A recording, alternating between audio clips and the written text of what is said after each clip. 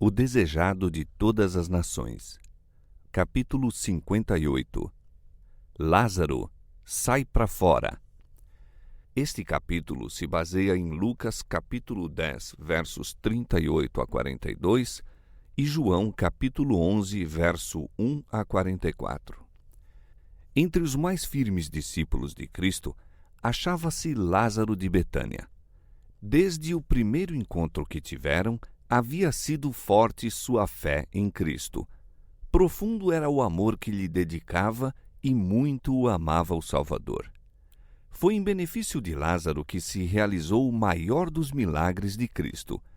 O Salvador beneficiava a todos quantos lhe buscavam o auxílio.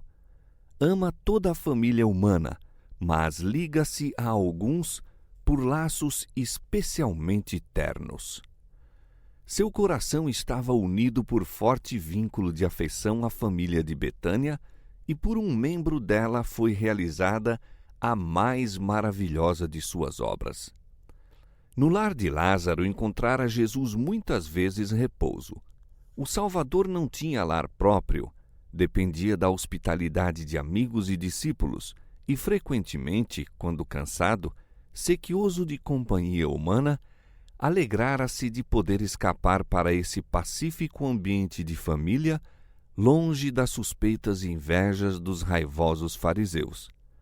Ali recebia sincero acolhimento, pura e santa amizade. Ali podia falar com simplicidade e liberdade perfeitas, sabendo que suas palavras seriam compreendidas e entesouradas. Nosso Salvador apreciava um lar tranquilo e ouvintes interessados. Anelava a ternura, a cortesia e o afeto humanos. Os que recebiam a celestial instrução que sempre estava pronto a comunicar eram grandemente abençoados. Ao seguirem-no as multidões através dos campos, desvendava-lhes as belezas do mundo natural. Procurava abrir-lhes os olhos do entendimento, a fim de verem como a mão divina sustém os mundos. A fim de despertar apreço pela bondade e benevolência divinas, chamava a atenção dos ouvintes para o orvalho a cair de manso, a branda chuva e o resplendente sol, dados igualmente aos bons e aos maus. Desejava que os homens compreendessem mais perfeitamente o cuidado que Deus dispensa aos instrumentos humanos por ele criados. A multidão, porém, era tardia em ouvir, e no lar de Betânia Cristo encontrava repouso do fatigante conflito da vida pública. Descerrava ali, perante um auditório apto a apreciar, o volume da providência. Nessas palestras íntimas desdobrava a seus ouvintes o que não tentava dizer à multidão mista. A seus amigos não necessitava falar por parábolas. Ao dar Cristo suas admiráveis lições, Maria sentava-se-lhe aos pés, ouvinte atenta e reverente. Certa vez, Marta, perplexa com o cuidado de preparar a refeição, foi ter com Cristo, dizendo: Senhor, não se te dá que minha irmã me deixe servir só? Dize-lhe, pois, que me ajude. Isto foi por ocasião da primeira visita de Cristo a Betânia. O Salvador e os discípulos haviam feito a pé a fatigante viagem de Jericó até lá. Marta anelava proporcionar-lhes conforto e, em sua ansiedade, esqueceu a gentileza devida ao hóspede. Jesus lhe respondeu branda e pacientemente: Marta, Marta, estás ansiosa e afatigada com muitas coisas, mas uma só é necessária. E Maria escolheu a boa parte, a qual não lhe será tirada. Maria estava enriquecendo o espírito com as preciosas palavras caídas dos lábios do Salvador, palavras mais valiosas para ela do que as mais magníficas joias da terra. A uma só coisa que Marta necessitava era espírito calmo, devoto, mais profundo anseio de conhecimento da vida futura, imortal, e as graças necessárias ao progresso espiritual. Precisava de menos ansiedade em torno das coisas que passam e mais pelas que permanecem para sempre. Jesus quer ensinar seus filhos a se apoderarem de toda oportunidade de adquirir o conhecimento que os tornará sábios para a salvação. A causa de Cristo requer obreiros cuidadosos e enérgicos. Existe vasto campo para as Martas, com seu zelo no serviço religioso ativo. Sentem-se elas primeiro, porém, com Maria aos pés de Jesus. Sejam a diligência, prontidão e energia santificadas pela graça de Cristo, então a vida será uma invencível força para o bem. A dor penetrou no pacífico lar em que Jesus descansara. Lázaro foi acometido de repentina moléstia e as irmãs mandaram em busca do Salvador, dizendo: Senhor, eis que está enfermo aquele que tu amas. Viram a violência do mal que atacara o irmão, mas sabiam que Jesus se demonstrara capaz de curar toda espécie de doenças. Acreditavam que delas se compadeceria em sua aflição. Não puseram, pois, maior empenho em que viesse imediatamente, mas enviaram apenas a confiante mensagem: Eis que está enfermo aquele que tu amas. Julgavam que atenderia imediatamente a esse apelo e se acharia com elas assim que lhe fosse possível. Ansiosas, aguardavam uma palavra de Jesus. Enquanto restou em seu irmão uma centelha de vida, oraram e esperaram pelo Mestre. Mas o mensageiro voltou sem ele. Trouxe, todavia, o recado: Esta enfermidade não é para a morte. E elas se apegaram à esperança de que Lázaro viveria. Buscavam com ternura dirigir palavras de esperança e animação ao quase inconsciente enfermo. Quando Lázaro morreu, ficaram cruelmente decepcionadas. Sentiam-se, porém, sustidas pela graça de Cristo, e isso as guardou de lançar qualquer censura ao Salvador. Quando Cristo ouviu a notícia, os discípulos julgaram que a recebera friamente. Não manifestou o pesar que esperavam. Olhando para eles, disse: Esta enfermidade não é para a morte, mas para a glória de Deus, para que o Filho de Deus seja glorificado por ela. Por 2 dias se demorou no lugar em que se achava. Essa demora era um mistério para os discípulos. Que conforto sua presença seria para a aflita família, pensavam. Era bem conhecida dos discípulos sua grande afeição pela família de Betânia e surpreenderam-se que ele não atendesse à triste mensagem: Eis que está enfermo aquele que tu amas. Durante os 2 dias, Cristo parecia haver alijado da mente a notícia, pois não falava em Lázaro. Os discípulos lembraram-se de João Batista, o precursor de Jesus. Haviam-se admirado de que, com o poder de que dispunha para operar milagres maravilhosos, Cristo houvesse permitido que João definhasse no cárcere e morresse de morte violenta. Possuindo tal poder, por que não salvar a vida de João? Essa pergunta fora muitas vezes feita pelos fariseus, que apresentavam como irrefutável argumento contra a afirmação de Cristo de ser o Filho de Deus. O Salvador advertira os discípulos de provações, perdas e perseguições. Abandoná-los-ia na provação? Alguns cogitaram se haviam enganado a respeito de sua missão. Todos ficaram profundamente perturbados. Depois de esperar 2 dias, disse Jesus aos discípulos: Vamos outra vez para a Judéia. Os discípulos reflexionavam por que, se Jesus ia para a Judéia, esperara 2 dias. Mas a ansiedade por Cristo e por eles próprios tomou então o primeiro plano no espírito deles. Não podiam ver senão perigos no passo que ele ia dar. Rabi, disseram, Ainda agora os judeus procuravam apedrejar-te e tornas para lá? Respondeu Jesus: Não há 12 horas no dia? Acho-me sob a direção de meu Pai. Enquanto fizer sua vontade, minha vida está segura. As 12 horas do meu dia ainda não findaram. Entrei em suas últimas horas, mas enquanto restar algumas delas, acho-me a salvo.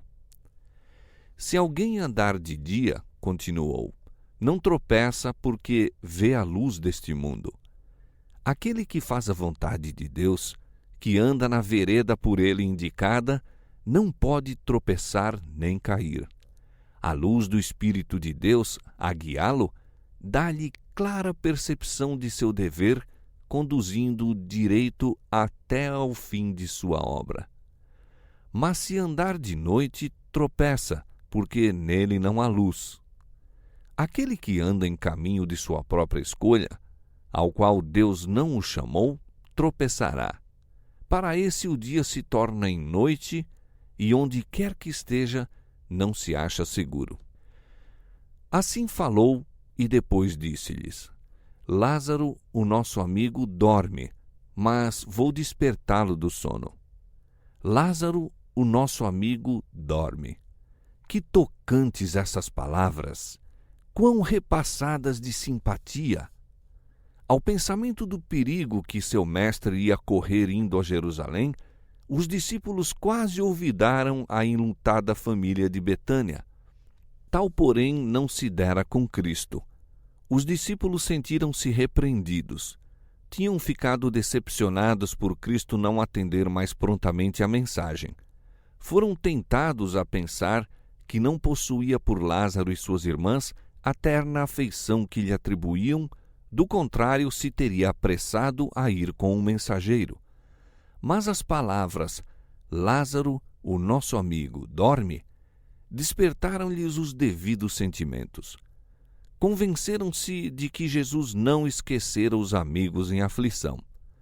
Disseram, pois, os seus discípulos: Senhor, se dorme, estará salvo. Mas Jesus dizia isto da sua morte. Eles, porém, cuidavam que falava do repouso do sono. Cristo apresenta a morte para seus filhos crentes como um sono. Sua vida está escondida com Cristo em Deus, e até que soe a derradeira trombeta, os que morrem dormirão nele. Então Jesus lhes disse claramente: Lázaro está morto, e folgo por amor de vós de que eu lá não estivesse, para que acrediteis. Mas vamos ter com ele. Tomé não podia ver senão morte reservada a seu mestre, caso fosse para a Judéia. Mas encheu-se de ânimo e disse aos outros discípulos: Vamos nós também para morrermos com ele. Ele conhecia o ódio dos judeus para com Cristo. Era desígnio deles tramar-lhe a morte, mas não alcançaram esse objetivo porque lhe restava ainda algum do tempo que lhe estava determinado. Durante esse tempo, Jesus tinha a guarda dos anjos celestiais e mesmo nas regiões da Judéia, onde os rabis estavam tramando a maneira de se apoderar dele e entregá-lo à morte, mal algum lhe poderia sobrevir. Os discípulos maravilharam-se às palavras de Cristo quando disse: Lázaro está morto, e folgo que eu lá não estivesse. Esquivar-se-ia o Salvador, por sua própria vontade, do lar de seus amigos em sofrimento? Aparentemente. Maria, Marta e o moribundo Lázaro foram deixados a sós, mas não estavam sós. Cristo testemunhou toda a cena e, depois da morte de Lázaro, sua graça susteve as desoladas irmãs. Jesus testemunhou a dor de seus despedaçados corações ao lutar o irmão contra o poderoso inimigo, a morte. Sentiu todo o transe da agonia quando disse aos discípulos: Lázaro, o nosso amigo, dorme. Mas Cristo não tinha somente os amados de Betânia em quem pensar. O preparo de seus discípulos exigia-lhe a consideração. Deviam ser seus representantes perante o mundo para que a bênção do Pai a todos pudesse abranger. Por amor deles, permitiu que Lázaro morresse. Houvesse-o ele restabelecido a saúde, e não se teria realizado o milagre, que é a mais positiva prova de seu caráter divino. Se Cristo se achara no quarto do doente, este não teria morrido, pois Satanás nenhum poder sobre ele exerceria. A morte não alvejaria Lázaro com seu dardo em presença do doador da vida. Portanto, Cristo se conservou distante. Consentiu que o maligno exercesse seu poder, a fim de o fazer recuar como um inimigo vencido. Permitiu que Lázaro passasse pelo poder da morte, e as consternadas irmãs viram seu amado ser deposto no sepulcro. Cristo sabia que, ao contemplarem o rosto inanimado do irmão, severa seria a prova de sua fé no Redentor.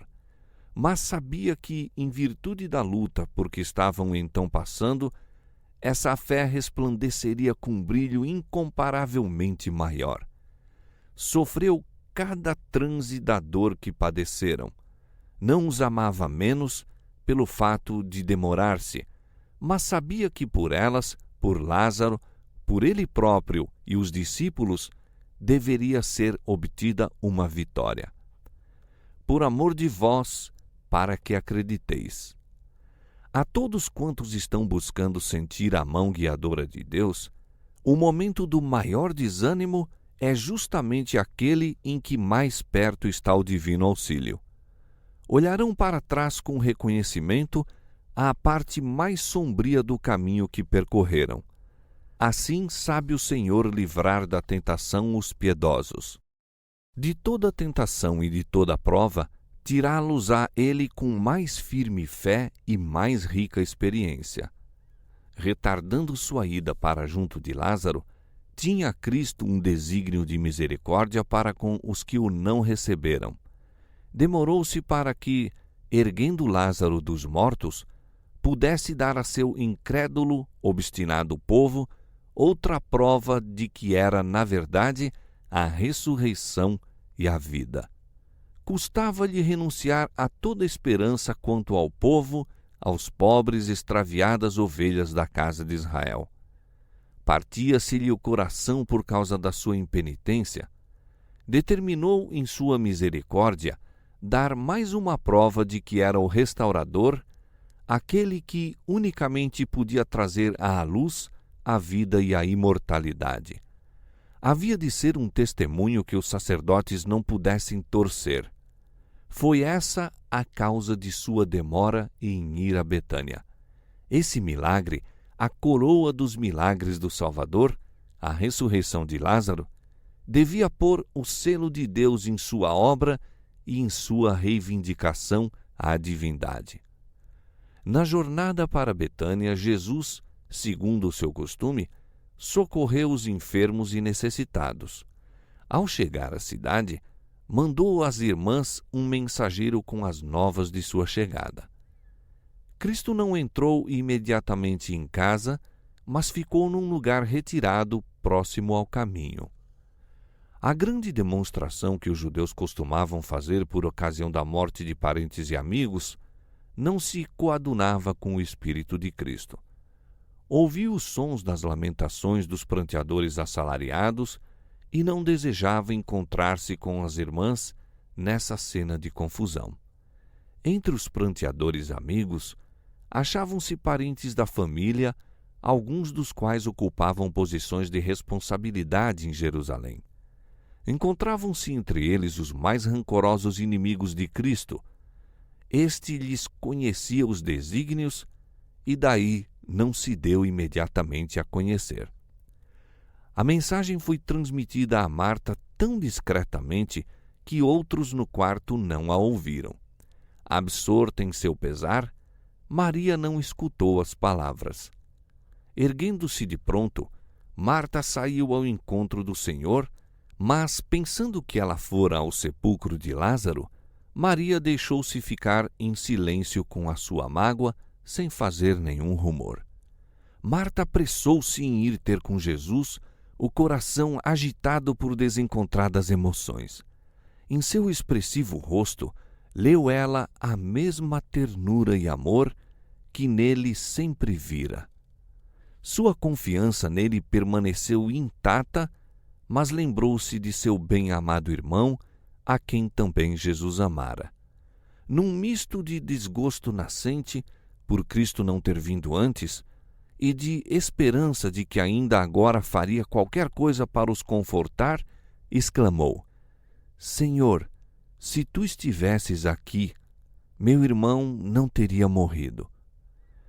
Repetidas vezes, por entre o tumulto dos pranteadores, haviam as irmãs feito essa exclamação. Com humana e divina piedade, contemplou Jesus seu dorido e fatigado rosto. Marta não mostrava desejos de narrar o acontecido. Tudo se exprimiu nas patéticas palavras: Senhor, se tu estivesses aqui, meu irmão não teria morrido. Fitando o amorável semblante, acrescentou: Mas também agora sei que tudo quanto pedires a Deus, Deus tu concederá. Jesus lhe animou a fé, dizendo: Teu irmão há de ressuscitar.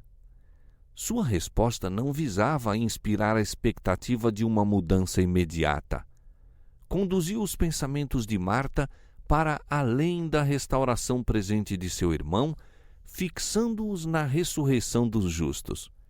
Assim fez para que visse, na ressurreição de Lázaro, o penhor da de todos os justos mortos e a certeza de que se realizaria pelo poder do Salvador.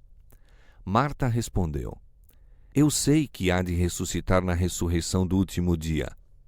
Ainda procurando dar a verdadeira direção à sua fé, Jesus declarou: Eu sou a ressurreição e a vida. Em Cristo, a vida original, não emprestada, não derivada. Quem tem o Filho, tem a vida. A divindade de Cristo é a certeza de vida eterna para o crente. Quem crê em mim, disse Jesus, ainda que esteja morto, viverá. E todo aquele que vive e crê em mim, nunca morrerá. Crês tu isto? Cristo olha aqui ao tempo de sua segunda vinda. Então os justos mortos ressuscitarão incorruptíveis e os vivos serão transladados para o céu sem ver a morte.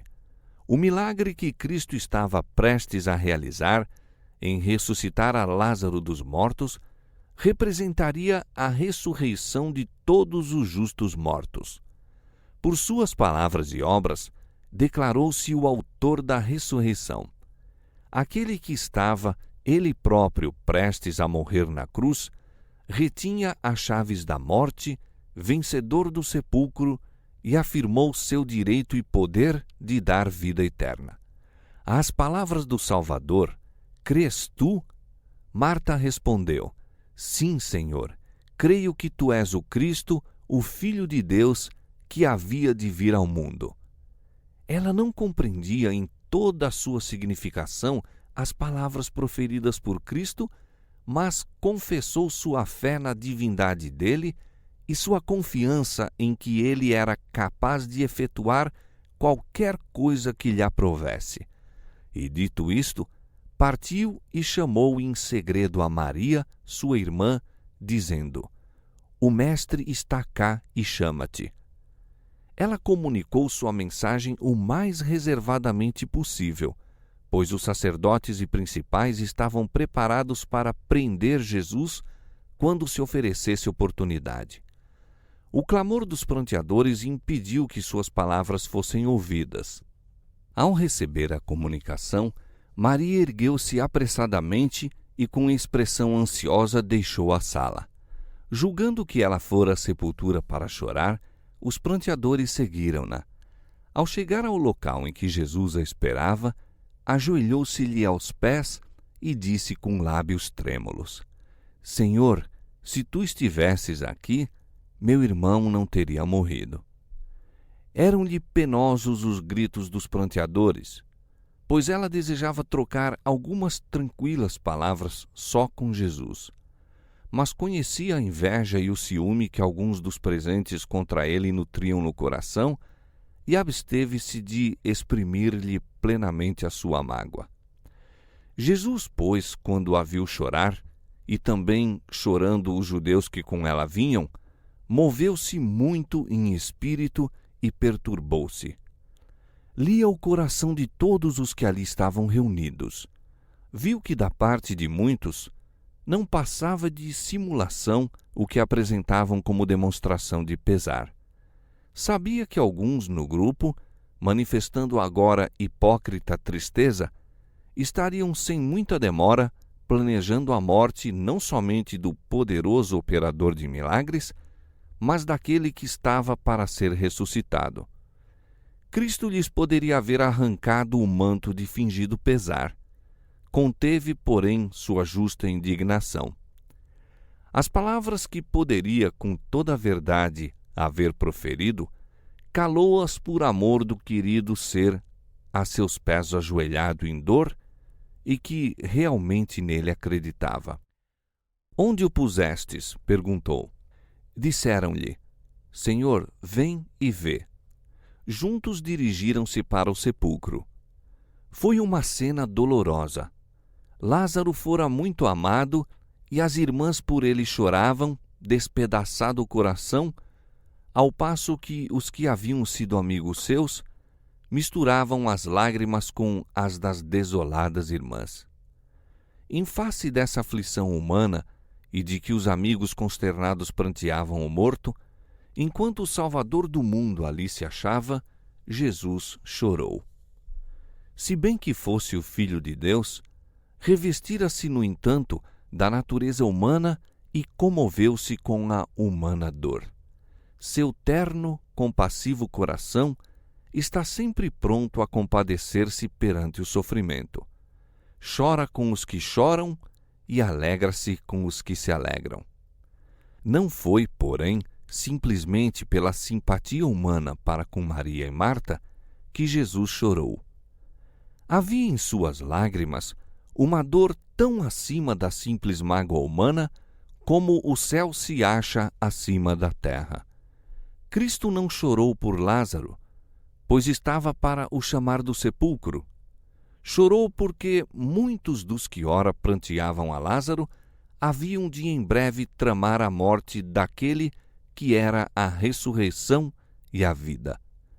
Quão incapazes se achavam, no entanto, os incrédulos judeus de interpretar devidamente suas lágrimas.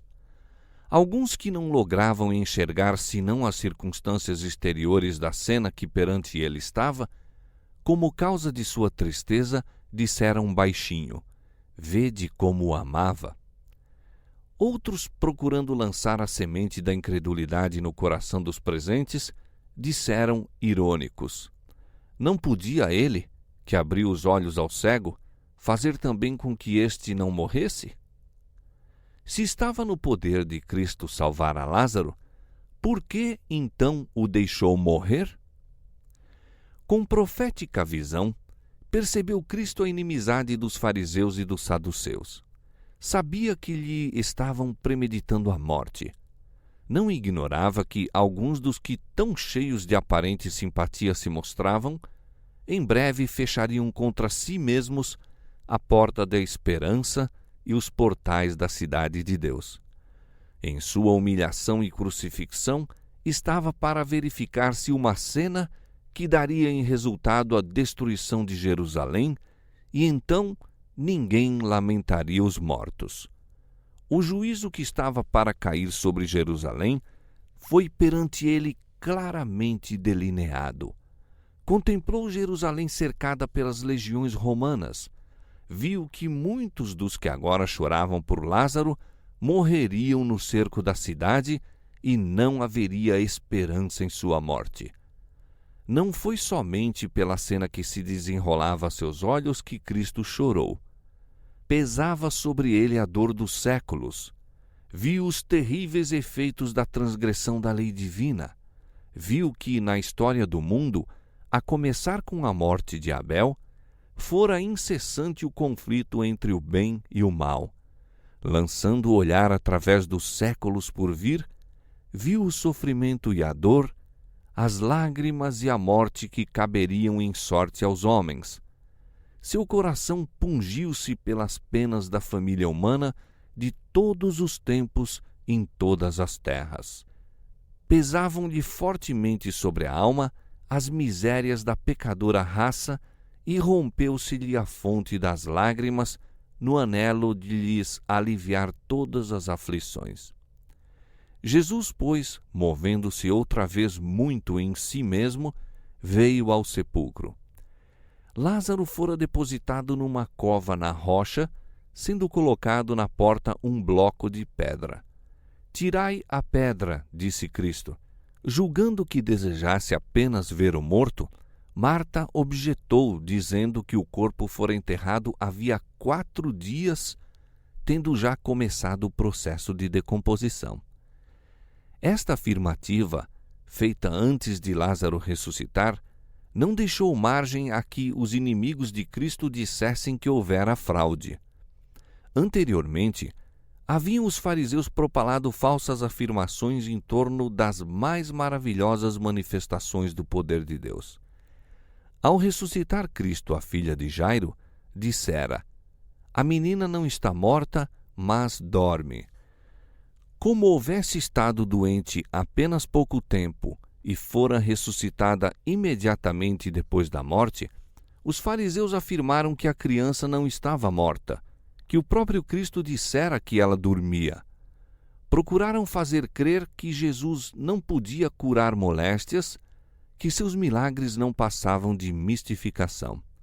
Nesse caso, porém, ninguém podia negar que Lázaro estivesse morto. Quando o Senhor está para realizar uma obra, Satanás instiga a fazer objeções. "Tirai a pedra", disse Cristo. "Tanto quanto possível, preparai o caminho para a minha obra." Manifestou-se, porém, a natureza positiva e pretensiosa de Marta. Não desejava que o corpo em decomposição fosse apresentado aos olhares dos outros. O coração humano é tardio em compreender as palavras de Cristo e a fé de Marta não aprendera o verdadeiro sentido de sua promessa. Cristo reprovou a Marta, mas suas palavras foram proferidas com a máxima brandura. "Não te hei dito que, se creres, verás a glória de Deus? Por que duvidas de meu poder? Por que arrasou-os em contradição às minhas ordens? Tens a minha palavra. Se creres, verás a glória de Deus." Impossibilidades naturais não podem impedir a obra do Onipotente. Ceticismo e incredulidade não são humildade. A crença implícita na palavra de Cristo, eis a verdadeira humildade, a verdadeira entrega de si mesmo. "Tirai vós a pedra." Cristo podia ter ordenado à pedra que se deslocasse por si mesma e ela lhe teria obedecido à voz. Poderia ter mandado aos anjos, que se lhe achavam ao lado, que fizessem isso. Ao seu mando, mãos invisíveis teriam removido a pedra. Mas ela devia ser retirada por mãos humanas. Assim queria Cristo mostrar que a humanidade tem de cooperar com a divindade. O que o poder humano pode fazer, o divino não é solicitado a realizar. Deus não dispensa o auxílio humano, fortalece-o cooperando com ele ao servir-se das faculdades e aptidões que lhe foram dadas. A ordem é obedecida. Retiram a pedra. Faz-se tudo pública e propositadamente. Dá-se a todos a oportunidade de ver que nenhuma fraude é praticada. Ali jaz o corpo de Lázaro no sepulcro da rocha, no frio e na mudez da morte. Silenciam os lamentos dos pranteadores. Surpreso, em expectação, reúne-se o grupo em torno do sepulcro, esperando o que se vai seguir. Cristo, sereno, se acha de pé ante a tumba. Paira sobre todos os presentes uma santa solenidade. Cristo se aproxima do sepulcro. Erguendo os olhos ao céu, diz: Pai, graças te dou por me haveres ouvido. Não muito tempo antes disso, os inimigos de Jesus o haviam acusado de blasfêmia, pegando em pedras para lhe atirar por afirmar ele ser o Filho de Deus. Acusavam-no de operar milagres pelo poder de Satanás. Mas aqui Cristo chama a Deus seu Pai e, com perfeita confiança, declara ser o Filho de Deus. Em tudo quanto fazia, Cristo cooperava com o Pai. Tinha sempre o cuidado de tornar claro que não agia independentemente. Era pela fé e a oração que ele realizava seus milagres. Cristo desejava que todos soubessem suas relações para com o Pai. Pai, disse, graças te dou por me haveres ouvido. Eu bem sei que sempre me ouves, mas eu disse isto por causa da multidão que está em redor, para que creiam que tu me enviaste.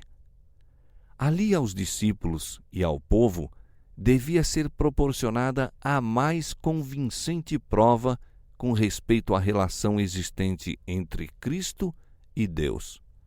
Devia-lhe ser mostrado que a afirmação de Cristo não era um engano. E tendo dito isto, clamou com grande voz: Lázaro, sai para fora! Sua voz, clara e penetrante, soa aos ouvidos do morto. Ao falar, a divindade rompe através da humanidade. Em seu rosto, iluminado pela glória de Deus, vê o povo a certeza de seu poder. Todos os olhos se acham fixos na entrada do sepulcro, todos os ouvidos atentos ao mais leve som.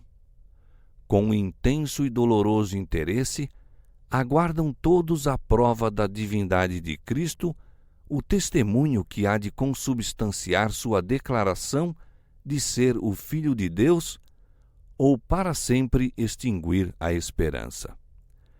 Há um ruído na silenciosa tumba, e o que estivera morto aparece à entrada da mesma. Seus movimentos são impedidos pela mortalha em que está envolto, e Cristo diz à estupefata assistência: desligai-o e deixai-o ir. Mais uma vez lhes é mostrado que o obreiro humano deve cooperar com Deus. A humanidade deve trabalhar pela humanidade. Lázaro é desligado e aparece ao grupo não como uma pessoa emagrecida pela doença, membros débeis e vacilantes, mas como um homem na primavera da vida, no vigor de nobre varonilidade. Brilham-lhe os olhos de inteligência e de amor para com o Salvador. Lança-se em adoração aos pés de Jesus. Os espectadores ficam, a princípio, mudos de espanto. Segue-se depois uma inexprimível cena de regozijo e louvor. As irmãs recebem como um dom de Deus o irmão que lhes é devolvido e, com lágrimas de júbilo, exprimem entrecortadamente sua gratidão ao Salvador. Mas, enquanto o irmão, as irmãs e os amigos se regozijam nessa reunião, Jesus se retira da cena. Ao procurarem o doador da vida, já não o encontram.